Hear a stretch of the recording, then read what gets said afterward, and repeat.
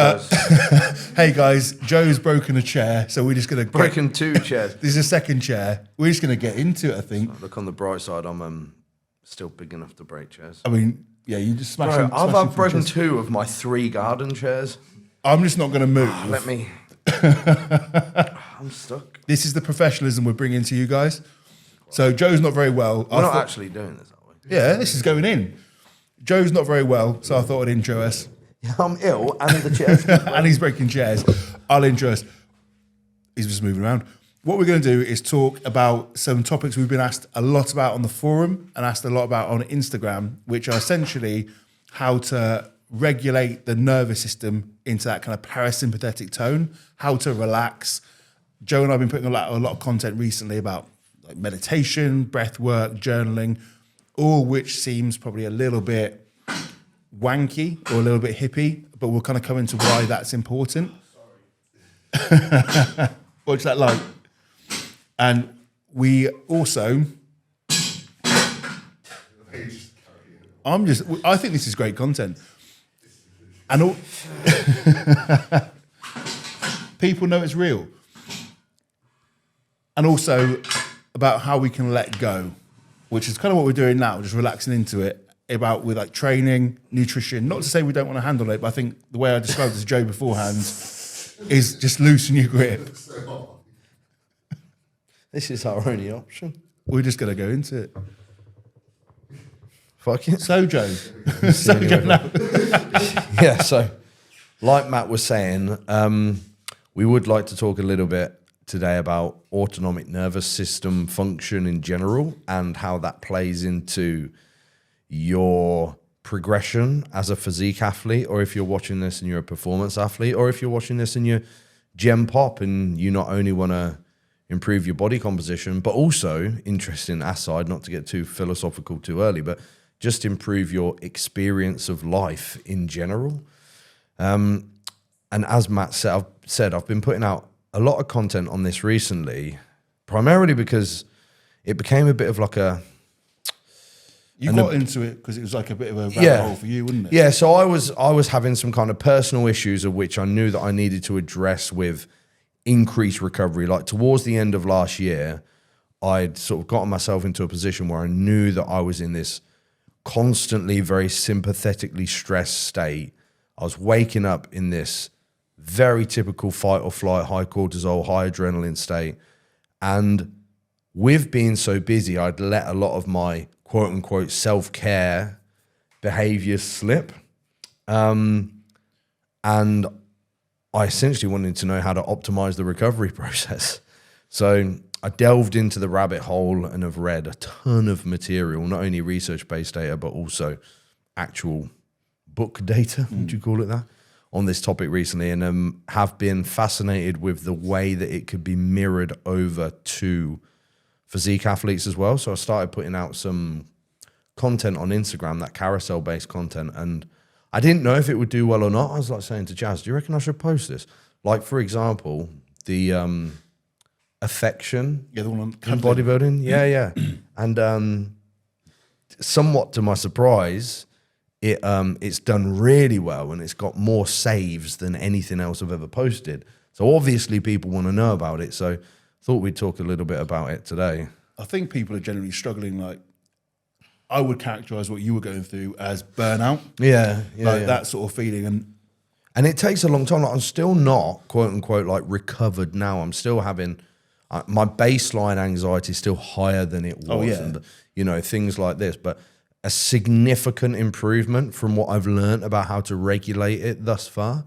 And the most important thing to note is my workload hasn't decreased. You know, I've just implemented measures. In fact, let's scale it back a second and talk about how we kind of get here. So for anybody that doesn't know, when we say things like the autonomic nervous system, we're talking about a separate branch of the nervous system to the central nervous system. And it's called autonomic because it's automatic. I gave an example to Jake, or essentially you guys watching for app content yesterday, of if you're walking down the street and a lion jumps out, you're going to have a sympathetic response, whether you choose to or not. You know, your cortisol is going to jack up, adrenaline's going to jack up, your heart's going to get beating fast, muscles will be tense, you shake. You know, that's a sympathetic response, what we would typically call fight or flight. On the other side of the equation, we've got the parasympathetic response, aka rest and digest. So like a decrease in heart rate, an increase in neurotransmitters like GABA, a decrease in cortisol, a decrease in adrenaline. So we've got the physiological side of things there, and also the neurological, psychological downstream impacts. Like parasympathetic would be associated, like we said, with more GABA, potentially more serotonin in some respects, in some circumstances.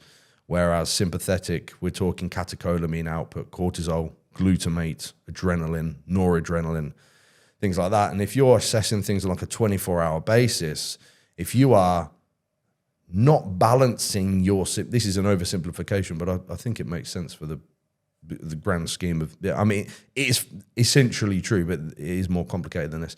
If you're not balancing your sympathetic tone with sufficient parasympathetic tone, over time that accumulates fatigue. What we might call like chronic stress would be a lack of, think of it like training volume. If your training volume far outweighs your ability to recover from that volume, over time, fatigue accumulates and you're unable to recover and adapt from the stimulus. I've got a good analogy for you. Go on. What I use all the time. So essentially, if you view yourself like a battery, just like a battery, you see like the icon on your phone. And if you imagine anything sympathetically driven is just going to empty that battery out. And the parasympathetic is going to fill that battery up. If you're consistently in this state where you're sympathetically driven, that battery is emptying at quite a rapid rate. And if you're doing nothing on the parasympathetic side to fill it up, you are going to run into a flat battery. And that manifests itself in the symptoms Joe and I were talking about, that kind of burnout feeling, very much on that hamster wheel of just anxiety, stress, and all those things. You need the sympathetic, absolutely, because you need to use the battery for something, training, work. You've got to find some motivation somewhere. But if that's not backed up with some corresponding parasympathetic exercise, which we'll come on to in a minute, you're fucked. Essentially, your battery's going to be empty. Yeah, and it sounds like because as of just now, we've only spoken about your experience of life, such as, you know, when I said I was feeling higher anxiety, higher stress, poor sleep, HRV, just for comparison, my HRV average was 7. Now it's 38, which isn't great anyway, but it's a lot bloody better than 7. My resting heart rate's gone from 75 to 80 down to where it is now about 40 to 45, which is pretty bloody low. So anyway, my point is these aren't only like physiological or psychological manifestations that will change the way that you feel. There's these cascading downstream effects that are impactful to your physique development. If we want to think about the physiological environment that will best serve you to elicit the highest level of adaptations of hypertrophy, the greatest amount of fat oxidation, or just lipolysis in general, we all know that we need to recover as hard as possible. We all know that because people talk about sleep all the time. People talk about supplements for reducing stress, or pre-bed supplements. Cortisol management. So cortisol management supplements is used. So inherently we know this, but then there seems to be this kind of dead end of exploration into additional modalities that don't cost money, like supplements do, and have a very potent effect, as is evidenced in the literature. One huge example is I did a massive post that took me ages last week on self-regulated breathing. I think I put like 22 references in there or something. Good Lord, it took me forever to write that post, and I don't think it even did that well. Yes, anyway, about that book, Rework, which is a good recommendation, but that's what started to kind of draw my eyes to the control of breath for regulation of the nervous system. And then I found a whole bunch of data on how regulating your own breathing can generate a significant shift in nervous system tone.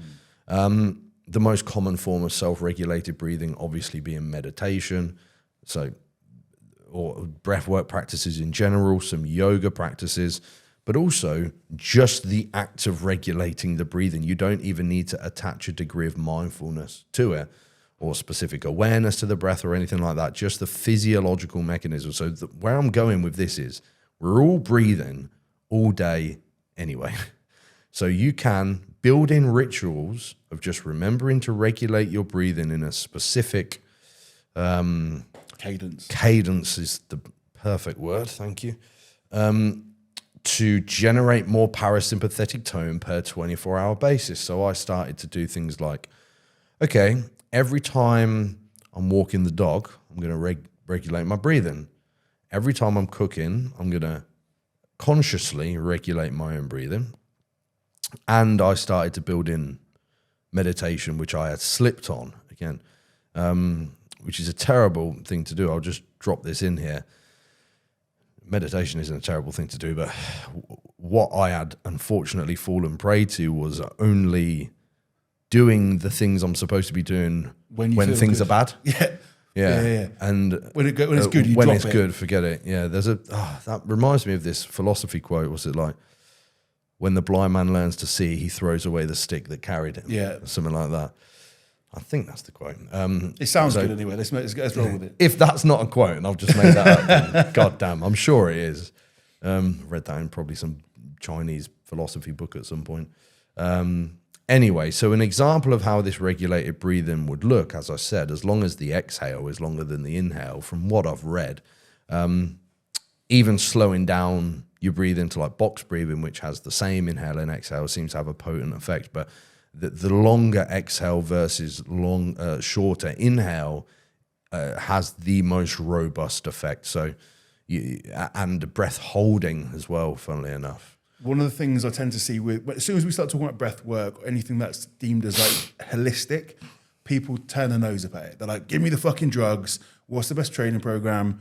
Or what supplement can I take? And people are more likely to take our recommendations for stress management nootropics than they are to do this sort of stuff. And I get it, because immediately people go, we look like sage carrying like fuckers. But at the end of the day, the goal is better outcomes. So anything we say is based purely on pragmatic outcomes. How is this going to make my life better, my physique better, my stress management better?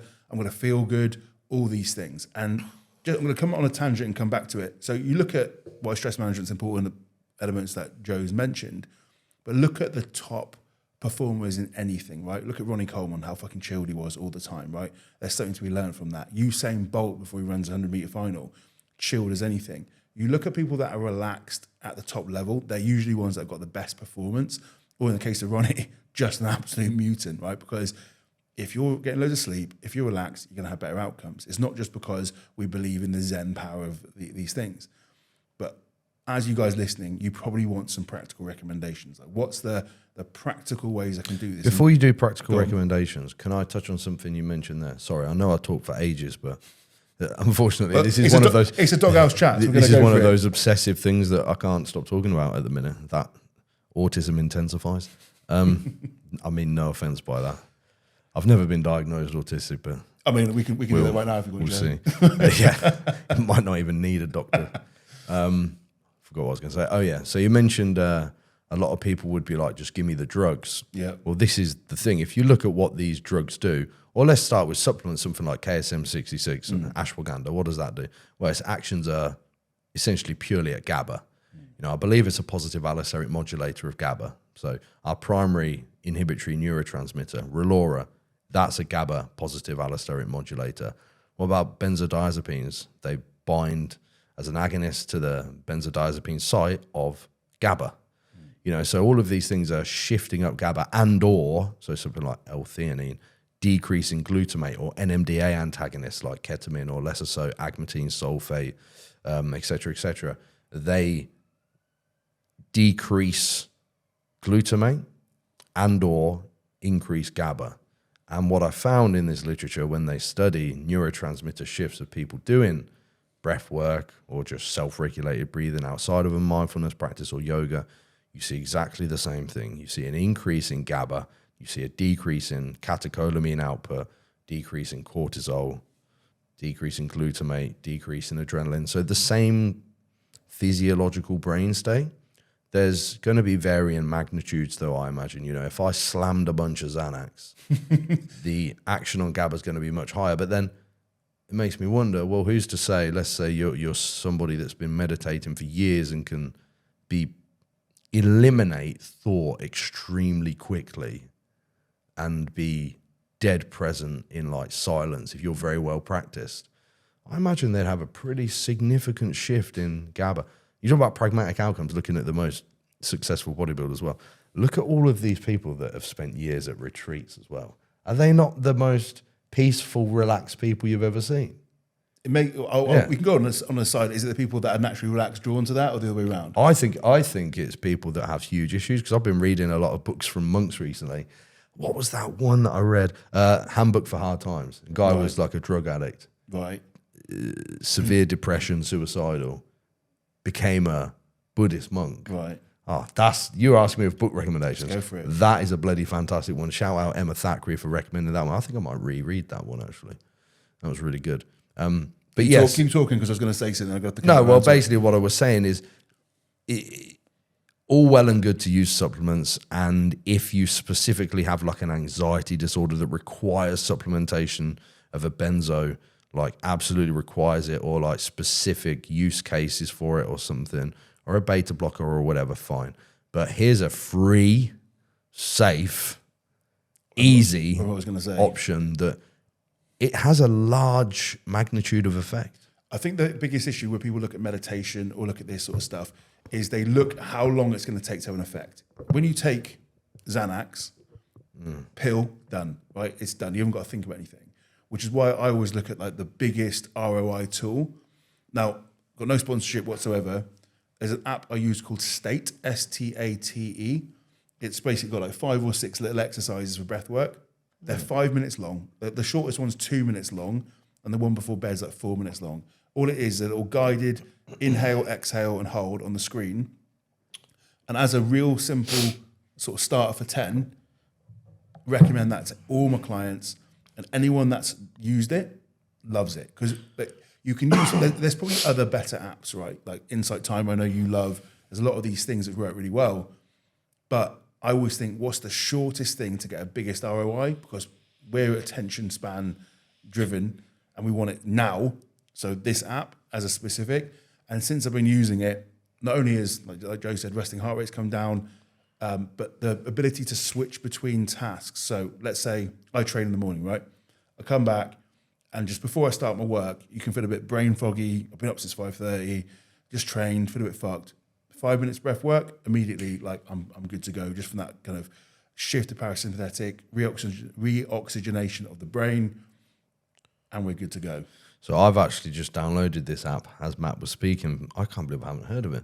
So I'm looking forward to giving that a go. It's really simple. Man. It's not going to blow your mind, but as a little guided thing, and because it's visual, showing like a circle with an inhale, hold, exhale, your attention's purely on that. And it's quite meditative, so it's quite like a nice little thing to do, especially before bed. Yeah, well, I've had sufficient time in myself and clients now to watch the physiological outcomes of implementing a regular practice. So as Matt said, I use the Insight Timer app. Right now I use it like twice a day, typically for 10 minutes, so 20 minutes a day, which is a time cost, but I do it task stacking mostly. So for example, there's lots of walking meditations on there. We're always going to be walking somewhere. Everyone's going out getting their steps. And that might be something like focus on your breathing now. How does the floor feel under your feet? Because much of the problem is the presence of thought continuously that's sympathetically stressing. What do I need to do here? I need to get back to those check-ins. I need to do this. I need to do blah, blah, blah. You know, when are we ever free of thought and still? So it's excellent for that. Or when I'm in the sauna, I do one, etc. But the change in my metrics and the change in my personality, here's a huge one, after I've done it, is unreal. I think it's opened my eyes to how many years I've just been high drive for. Yeah. But most importantly, I really didn't want to meditate in the morning because I've got a lot to do that's on my mind. But I've been forcing myself to do 10 minutes at the first thing when I sit on my desk. And my check-ins are so much better. Yeah. They're so much smoother. The work flows better. And no shit, I've had many comments from clients, because I haven't mentioned this to anyone. I've had many comments from clients over the last few weeks. Bro, I love that check-in. You seem like such a good mood, such great energy. I got so much from that, man. Because this is another thing that we've got a video coming out about, which is how a coach should present on their video feedback. Nobody wants to see somebody stimmed out of their head or rushed or panicked. You get a good feeling from talking to a friend or a loved one or whatever when they're at peace, I think, and they're clearly involved in you and not thinking about what they need to do later or something like that. Not to say that any coaches are like that, but you know what I mean? When someone is really present, you can know that for sure, not to get too holistic. I think what the bit I talk about as well is it's very easy to listen to what we're saying about this sort of stuff. And anytime I talk to a client, I'm like, look, I'm not asking you to not want optimal. This is actually in search of optimal, if you will. And we could go down a whole philosophical rabbit hole, and Joe and I have just been talking about a book beforehand called 4,000 Weeks, essentially about not trying to over-optimize and go down the productivity hole. But a lot of us have got shit to do. It's going to make you better at doing it, and it's going to give you better physique outcomes. For 10 minutes a day, I'll take that. Like for 10 minutes a day, I'll take something which costs me nothing, and it's going to give me better outcomes in my happiness, my mental clarity, and my physique. I'll take that. And I might be going out on a massive limb here, and this is just my own internal interpretation from what I've seen. The more relaxed I've been, the more I'd say consistent my weights have been in terms of body weight, the more predictable my weight loss has been, and the better performance consistently I'm getting in the gym. Yeah, any reduction in cortisol is going to lead to reduction in fluid retention, improved nutrient partitioning, improved fat oxidation capabilities. I mean, what happens, right? We've all seen this, and it's not breaking the laws of thermodynamics, where someone's like holding weight and they look inflamed. You move their calories up for a time and they start dropping weight and they look so much leaner. It's not because they've stoked the metabolic furnace. Yeah, or something like that. It's just a drop in overall sympathetic drive. It's an uptick in recovery. And if you've got another mechanism to pull, then go for it. And, you know, we get lost in this stuff about physique. I know this app and this YouTube channel is all about physique development, but ultimately, why do we do this thing? You know, why do we experience, why do we time costs to develop our physique? Well, it's to enjoy what we're doing on this planet, right? And if you've got something that changes your experience of everything you do so robustly, because what else have you got? You've only got your own perception, haven't you? God, this is getting a bit deep. But you know what I mean? Everything that happens to you is only your perception of the thing, you know? And if you can do something that makes that a little bit brighter, or most notably what I've noticed, the ability to actually be present in what's happening then, rather than the next thing you need to do, is huge. And the thing is, you can take that in any which way. Like, look at people on prep. The people that usually get the best outcomes, the one that are present, enjoy it, treat it for what it is. Their physique's usually very responsive. They're not falling out with loved ones all the time. They're enjoying that. Same for a diet phase, same for a growth phase. If you're constantly thinking about the next thing you've got to do, you're not going to do very well in it. I mean, that kind of leads into the letting go thing. But that's just reminded me of an interesting study that I read yesterday, talking about things that decrease cortisol. Is that door shut? Look at this, guys. I've got my heating on for these boys in here. It is. Jazz knows that I don't turn the heating on for no one. The heating's not He's very leaving good, the door open. God. Anyway, yeah, I saw this really interesting study yesterday that I found because I'm collating some stuff for another post. So it's about walks in nature, right? External from just walks in general, because we know walking does shift up parasympathetic tone in and of itself, but walks in nature do so more so. I wonder if it's because things take your attention. But even participants that watched a video of nature saw a decrease in cortisol, adrenaline, sympathetic drive, and an increase in dopamine and GABA, parasympathetic tone, just from watching. It was actually watching a video of a brook and watching a video of two squirrels. That doesn't surprise me at all, to be fair. So there's another one, guys. If you live somewhere near nature, go out and spend some time in there. If you're stressed, there's actual science to prove. What are the other tools I like for parasympathetically shifting, other than just breath work? I will bang on about to the cows come home. Journaling. I think that's an incredible tool. What do you think of the research on once a week versus every day? I've not actually looked at it, but Once a week has improved outcomes. I'm always conscious of the research on journaling. Yeah. And I'm going to sound this is going to sound a bit hippie here. Whenever I look at journaling, meditation, and sometimes it's like, oh, there's no benefit to be found once you've got past a certain stage or this, that, and the other. I'm like, okay, I completely appreciate that, and we have to take that into account. I've not seen anyone undertake these things daily and not see a benefit from it. Personally. I've been journaling for the first time this year, haven't I? My journal. I did do it every day for a while, but then there's only like 30 entries, aren't there? So I did see that literature on once a week, so I've been doing it once a week. I think you can break out the gratitude side of it, because if you're trying to be give gratitude every day, 3 things every day, 21 things I actually didn't struggle with that. I found different things to be grateful for every day, fine. I think you can almost be a bit flippant with it, being like, I'm grateful for the roof over my head. I think if you space that bit out, you've got kind of the opportunity to find things to be grateful for. But in terms of just... There's some great data on gratitude as well. Oh yeah, massive, yeah. Yeah. That in and of itself is a phenomenal thing.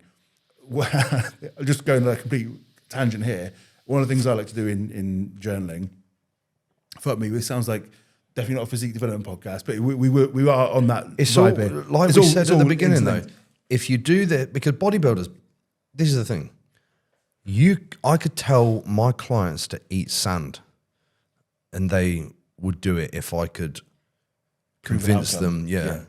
And this is something that isn't so common in the bodybuilding world. These little things that can be stacked on stuff for things that you're already doing that have true evidence-based data alongside centuries of practices. Well, Sebum's doing it. It must be good. It must be good. Do you know what I mean? That's what I say to my clients. I was like, look, Sebum fucking does it. All these things work. But in terms of like a little journal thing, I always like to think about, because we all get into that moment where like, I don't want to train today. I don't want to eat today. I don't want to do my work today. And I always think, imagine if you couldn't. So like transform yourself into an 80-year-old version of you that can't walk, on a deathbed. Imagine now you have the opportunity to go and train, to go and do your check-ins, to go and eat healthy food, to go for a walk. How excited are you about that thing now? Just by imagining you couldn't do it anymore, and now you get the chance to do it. And all of a sudden, for a lot of the clients that I find that struggle with like finding the motivation, now you've got the sort of the instant straight away going, right, I've got a reason, because imagine how good that would feel if you couldn't do it again. Then all of a sudden... Not being rude here, looking at my phone, I just wanted to bring up a few studies that I found recently that were quite interesting. And this is a tangent, but it reminded me because it is specific to nervous system function. The Science of Why Friendships Keep Us Healthy from the American Psychological Association. But more importantly, this study here, Adult Friendship and Wellbeing, sorry, not study, it's a systematic review. A systematic review with practical implications. So not just talking about friendship, the interesting thing, because everyone knows having friends is good for you, right? But what I found in that research digging through was the references to positive versus negative talk about yourself or others and the effect that has on the nervous system, which was really, really interesting to me. Have you read the Bhutan study on happiness? No. I think I'm probably gonna get this exact, like not precise, but in Bhutan, the country, they do a lot of stuff on happiness. So I don't know why, but they're saying the key to happiness, like one of the biggest driving factors, like one of the biggest kind of markers, is having 5 or 6 friends you could call on in a crisis. And like you would be one of those. So having people that could be a positive role model or positive action taker in your life. Yeah. So this sort of jumped out to me because I've noticed a bit of an epidemic of a lack of a community in bodybuilding. Something I hope that we've created and generated with Physique Collective, but I see it a lot with my female clients, and I hope they know that they could always come to sort of part of Compact or Jazz or something to find a community. But you know, the gym community isn't like it's not like a sports box, club, or like something I found joining jiu-jitsu in the last year is that these people, we don't just go and train in the same place. It's a big group of people that train together and we sit and talk. We know each other well. We talk problems. You go to the gym, you train, you might say, all right, mate, and go home. there's not really a community there, is there? Yeah. And also, for some reason, online it's become a little bit divided. There's a lot of negativity in bodybuilding. Unfortunately, it may just be kind of. I think it's the subjectivity of the sport. Yeah, and I think it draws people that unfortunately do have a lot of issues with confidence or their own self-image and things like that. I don't think that is just a cliche. I think for many people, this is just a process of armoring themselves. No, it always was for me. To deal with their own insecurities. And that doesn't breed for the best person to tell other people how great they are, you know? And that's essentially what we're saying. I don't know if I've got any advice here other than something to bear in mind if you are because there's a stereotype of a bodybuilder, but the stereotype stands for a reason, is that, you know, you get up at 5 a.m. on your own, you do your cardio, you eat your meals in the car away from your workmates, you go to the gym. If you divorce yourself from a community, which I think is a problem with online coaching as well. Like I've spoken about this a lot. It's like the only person I see is my wife, which is great. I love my wife, but it's not a community of friends or of men. Men need a group of men, and women do need a group of women. Hopefully that's not too barbaric to say in 2025, although Trump. So all steam ahead, you can say things like that now. Point being, have a community. If you can, is something I'd love to see more. You see this a lot. Like I see it at the shed where I train. There's a lot of bodybuilders that have all moved there. There's a good sort of active community there. You'll see it a lot in kind of like Ultraflex. There's like a bit of a community. There's certain groups that exist online. It's because I see, as much as there is negative, I see a lot more positivity. I know the guys in Manchester, there's a good group of close-knit bodybuilder guys that all train together. They love it out there. So, and no wonder those guys are doing well. I see the likes of like, who's Ross's client, the pro, Yemi? Yeah, Yemi, like Joe Gann, Ryan Urkel, those guys are all up there. Nice Yemi's community, a legend, all doing well. There's Jim Morrissey, all those guys. They're a big community, training out of FLF, I think it is, and they're all doing very, very fucking well. You know what I think it often comes down to tether this into our discussions on breathing meditation? A lot of mindfulness practices are based on getting into the present and being awake but not thinking. You know what I mean? Getting out of the clutter of your mind and becoming still. And I think when you train, that happens as well, because the only thing you're thinking about is training. When you, like at jiu-jitsu yesterday, I got chatting to Craig afterwards. Sorry, because no one's going to know Craig is. I don't want to say his second name, but he was telling me he's had all these mental health issues. He said, but when I come here, that's like an hour and a half that I can't think about anything else. And I know that's so true for me. And I think that's the same when you're with your friends as well. You're not thinking. And I think there's a chronic overthinking when you spend so much time on your own, in your own head. Especially if you're in bodybuilding. Yeah. Especially if you're a coach as well. Because I think that's part of what played into, like I said, that quote unquote burnout is like you feel the slightest bit of anxiety and stress and fatigue. You got nothing to take your mind off it. But also, I think, from what I've seen, I see this as endemic within coaching, is you're on your own and then you fall in that productivity trap where you go, I can't go and do that thing because it's going to stop me doing my work. Yeah. And then you go, well, that's only going to make it worse. But then you're in a cycle. You're like, I can't get this work done. I'm so stressed. I've got to do more work. And you wonder why you're facing this burnout. And that's why I think as Physique Collective, we hopefully, people on the forum can attest to, there's a bit of community there. Certainly on that, on the Instagram, certainly within, well, that's the aim anyway. The aim is to create a bit more of a community within that. So, yeah, in terms of other practical recommendations, what sort of low-hanging fruit have you got? I said the journaling, walks. Walks in nature, specifically if you can. Sleep quality and duration is an obvious one that we talk about all the time, but that's just imperative for normal. Oh, that's what I forgot to say on the friendship thing. In Dr. Martha Beck's book about creativity and anxiety, she goes into some of the research on how community and friendship is necessary in humans for normal, functional autonomic nervous system function, which is something I hadn't heard before. And then they were discussing that again in that rework book, which is super interesting.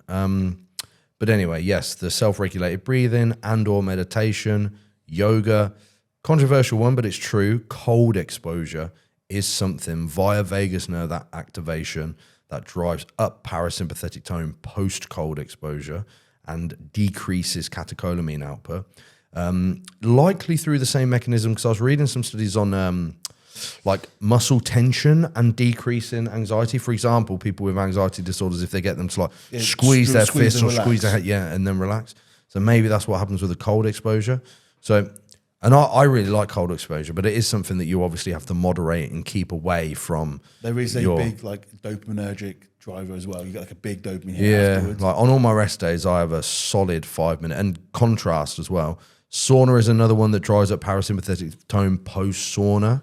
Maybe like a stress response. Generally what you'll find is post stress output response, you will get a relevant sort of pendulum the other way. And if you can do that with things that also are supportive for your health, because we know that sauna supports antioxidant impacts, decreases oxidative stress, decreases inflammation, but also drives parasympathetic tone up nicely, does also increase GABA, increase dopamine, increase serotonin, excellent cardiac health outcomes. I'm very lucky to have a sauna, and I have one every day. And if you can get in the sauna 20 minutes 3 times a week, that's ideal. According to some of the data, we got videos done on Physique Collective on sauna. What else would there be? Cold exposure, sauna, walks. I mean, if you're doing all of that, Bit of fiction reading before bed is a favourite of mine. Yeah. Always works quite well. So those things, like relaxing activities like that, I just don't know if there's like data on it, so I don't know if I can say it, but Probably not. It is something that I do have clients do. Blocking blue light and or taking melatonin is shown to decrease cortisol in the evening as well. I'm not sure about this one, because the primary reason that we we wear blue light blocking glasses is to avoid the inhibitory impact of blue light on endogenous melatonin secretion. But then I'm unsure what impact that has on cortisol and whether you need to still block blue light if you take melatonin to have the impact on the cortisol regulation. I think there must be some other factor there. Yeah, see, that's where I wear my blue light blockers, even though I say I take melatonin. I haven't taken it in months. I should. I still wear mine, and placebo or not, I am much more calm and relaxed when I've had them on for a while. I personally think, I mean, just in terms of, I'm a big sort of circadian rhythm guy, and I think when we're in, I mean, what's the time now? 5:30, pitch black outside. We've got a blue light in my face here. I would imagine that I'm probably a little bit more sympathetically driven than I otherwise would be if it was a summer night. Yeah, for sure. Yeah, that's a good point, because we're talking about nervous system regulation outside of sleep, aren't we? So I do think that would have. I should have worn mine. God damn it. That's a vibe. What was I going to say there? Oh yeah, so you remind me of. So circadian rhythm impacts are something you want to do if you can get sun in your eyes early in the day, sort of within an hour or two of waking. And if you can, also there's some research on looking at the sunset. And later in the day as well. Proper chronotyping, yeah. So if you can do that, ideal. We sound like Andrew Huberman here. This is like a non-sleep, deep rest type shit. Yeah, I don't listen to or read any Huberman. Not that I've got anything against him. I just don't have time to do anything outside of audiobooks. I have a infrared lamp as well. Yeah, they're good. Which seems to have some credible data on reducing inflammation and some of the chronotyping stuff as well. And outside of that, for autonomic nervous system function, I honestly think there's probably like a couple of things there which maybe take 20 minutes of a day, and you'll see some big impacts in mood, physique, stress management, everything like that. It really easy ones. Yeah, and like I say, task stack them. Yeah. You know, get your meditation done whilst you're doing something. Get your self-regulated breathing done while you're doing something. If you get an infrared lamp, put it on your desk, answer your emails with it on. So what I do in the morning, every day, I slap that on for 10 minutes whilst I clear my WhatsApps. You know, I'm sat there anyway. Well, I like having a coffee, sat there, and you could red light this at the same time, do my journal, do my breath work. It's 15 minutes max. And that 15 minutes, I put it as an analogy like sharpening your axe. That gets me mentally like fucking ready to go to do my check-ins. How long we got, Jake? I was going to chat about the... Right. Oh, well, just... One thing I was going to chat about, Joe, interested. We haven't pre-planned this. I'm seeing, it kind of falls in line with this. A man. Sorry? I'm seeing a man. Oh, God. That's the twist we were waiting for. We all knew it anyway, That's man. it. Amy, I love you. I was thinking about sort of, as bodybuilders or physique development guys or coaches, we're trying to grasp really tightly on this kind of optimization. Like we're just grabbing hold of this thing. We're like, I'm going to fucking optimize you. And one thing I found over time is when you kind of hold a loose grip on that, we tend to perform better. And I'll give a really easy example so you see what I'm getting at. We all know the types who try and over-engineer their sleep and by doing so, reduce their sleep quality. They end up stressed so much about their sleep declines as a result. Where if they just got themselves a good routine, which promoted some sleep hygiene, some of the things we just mentioned, they're probably going to sleep way better and get better outcomes from it. And it's the same when people are looking at like the optimal drug stack, or what time shall I inject, or how many sets do I need to address? And we've had a lot of questions on the forum recently about how much volume should I be doing? Did you see the study, just because you went, sorry, I cut you off. That's all right. I'm terrible on these because you keep saying things that I've recently read. I read a study on the sleep quality of individuals that were wearing a tracker versus not. I saw this one, And you end up running into, there's a specific type, and I can't remember what the research referred to it as, but it was like tracking induced anxiety or something. There was a word they used for the... Well, it was the group that were not tracking subjectively had a better experience of sleep. Yeah. There was a specific cohort, like people in that cohort that they referred to as something. I don't know, but... And that's generally what I see. And it is like, it's like some of the research on, a great example is the pull down study, where they use... What, the frontal? Yeah, all different kinds of pull downs, and there's like no difference to EMG, take it for what you will, but I think it's a good enough example. Like there's an obsession with the perfect exercise. And I think this all comes back to our autonomic nervous system as well, because the stress of trying to over-optimize everything is more deleterious than the potential. And I say potential in a limiting way because there's still not really great data to support any of these things. Well, you know. Go back to the point on the volume. We're getting loads of questions on the forum. How much volume? Is this enough volume? And I give an answer which sounds flippant, but it's, what's the logbook telling you? Are you progressing? And I think that's ultimately just relinquishing a bit of control for optimization. Just saying, what is the data that I'm actually experiencing telling me on this? Am I progressing? If so, you're probably on the right track, okay? And it's the same, I mean, obviously we need to track these things, but when you're literally trying to manipulate every single variable to the nth degree, you're probably and invariably going to get worse physique outcomes because of it. And the reason I always talk about SIBO on these things is because everyone, like, he's the pinnacle, the GOAT, right? And if being over-engineered for everything worked, that's what he'd be doing. And he'd be the most meticulous bodybuilder in the world. But he's not. And you can argue about genetics, you can argue about anything you want, but he's going into it, he's enjoying what he's doing, he's training hard, he's definitely following a plan, and he's being very accurate with that, but it's not occupying every single waking moment of his day. He's holding on to that thing loosely. It's still what he does. But I've seen bodybuilders who are a fraction of that level, and they are stressing themselves out with every single minutia of the day and probably hating the process along the way. If they learn to be like, look, you know what? It doesn't actually matter if eating this meal to the fucking minute, or I haven't got the optimal ratio of carbs to protein in this thing. Not that that's a thing, by the way. Or I'm not having have your Proviron on at 7:35, because at 7:30 or any other time, of course, that would give you massively different outcomes. But by stressing yourself out about all these things, you're actually going to decrease your outcomes in the first place. So it's kind of like finding what you want, the outcome, and then letting it happen whilst tracking it. And I use the analogy with my clients of a slow cooker, right? So if you've got a slow cooker, you put all the ingredients in, hopefully using really high quality ingredients, you put the lid on, and then you check it every now and then, yeah? And it doesn't matter if you're an Olympian or you're someone who just wants a bit of better physique outcomes. If you're trying to fucking Michelin chef this thing and look at it every single minute, you're just going to stress yourself out. You're not going to get a better outcome on that thing. I wish it worked like a Michelin star omelette, because then over-engineering would always work, but we know it doesn't. So adopt a slow cooker approach where you're trying to put the best things in there, but then you have to let time be a factor and also just, like say, relinquish a little bit of control there.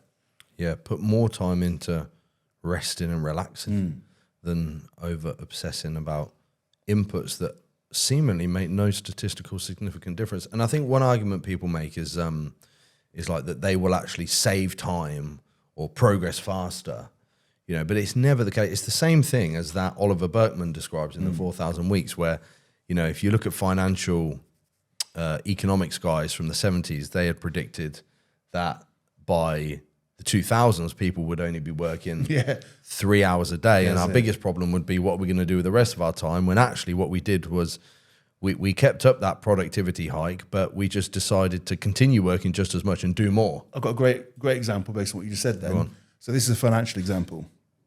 So I can't remember how many years ago it was, but Warren Buffett made a bet, and it was £1 million bet, or £10 million. I'm going to get the number wrong, but let's say 10 million for the sake of it. He said that a self-invested fund, in this case the S&P 500, would outperform any fund that was manually put together. So essentially, someone who's every day trying to track the stock market and make trades and everything like that, versus an ETF tracker fund, which basically tracks a market over time, in this case the S&P 500. S&P 500 absolutely dominated, with completely passive fund, you just put some money in and leave it, absolutely dominated all these investors trying to make all these trades and make these active decisions. It's the same thing. They're both trying to do it. One's trying to massively over-engineer. One is just going, this is what we're going to do, we're going to stick to it and crack on, and that one massively outperformed. And if we look at it in that respect, just relinquishing a bit of control, focusing on your stress management, going in, focusing on training hard, hitting your nutrition, doing all the basic stuff to the highest degree, you're going to get better outcomes, always. Absolutely. I think we've probably covered. There's a lot of philosophy. At the end of the day, an interesting one there. At the end of the day, guys, we're talking about philosophy, talking about these things which are probably a little bit esoteric. You don't hear too many bodybuilding coaches or coaches in general talk about. But we're not saying this. I always say we're not saying this to get less results. This is to optimize your outcomes. If I quite honestly say, one of the things as a coach for me that has had one of the most robust impacts on not only my clients' physique development, but I would argue more importantly, their experience of the process of physique development, which is clearly more important, isn't it? There's no point getting the best physique ever if you hate the whole time you're doing it, right? Has been to focus in on these nervous system regulation tools. 100%. And if you're watching this, you're not currently doing any of this, then I just challenge you, like 10 minutes a day. Who hasn't got 10 minutes a day? You know, just to do one of these things and watch what happens. And for any coaches out there, I've said to everyone, every single coach I coach that has started using Mind Journal, because it's a really easy entry-level journal, they start doing that. Not only have they felt better, seen better physique outcomes, been a better coach, and earned more money just from journaling every day. I'm like, that's got to mean something to you. So if you're at all skeptical, we've got no affiliation with State, with Insight Timer, with Mind Journal, none at all. If you want to sponsor me, though, I'll take a sponsorship. I'm available. One of my mates just got sponsored by Brass Monkey, ice baths. Oh, yeah. 11 grand. Oh, yeah. For an ice bath. I was like, what the fuck? It's great. I'll stick to the shower. But anyway, I'll stick to the cold shower. Either way, I just encourage you to try it. Maybe put aside your skepticism for a month and then tell us you don't feel better. And look better as well. I'll be surprised. Yeah. I'll be amazed, in fact. Yeah. Sweet. Are we wrapping that one there? That sounds good. Well, guys, I hope you enjoy the philosophical chat, and we'll catch you in the next episode of the Doghouse. And take up my challenge. Peace out, guys. Cheers.